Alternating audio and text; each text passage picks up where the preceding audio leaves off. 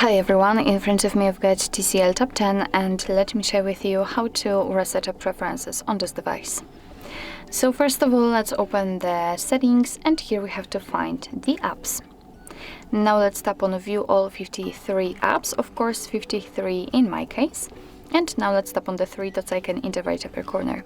Now let's enter reset up preferences, and as you can see, your device is informing you that it will reset all preferences for disabled apps, disabled app notifications, default applications for actions, background data restrictions for apps, and any permission restrictions.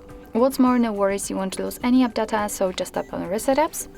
And actually that's all. This is how to reset up preferences in your TCL Tab 10. Thank you so much for watching. I hope that this video was helpful, and if it was, please hit the subscribe button and leave the thumbs up.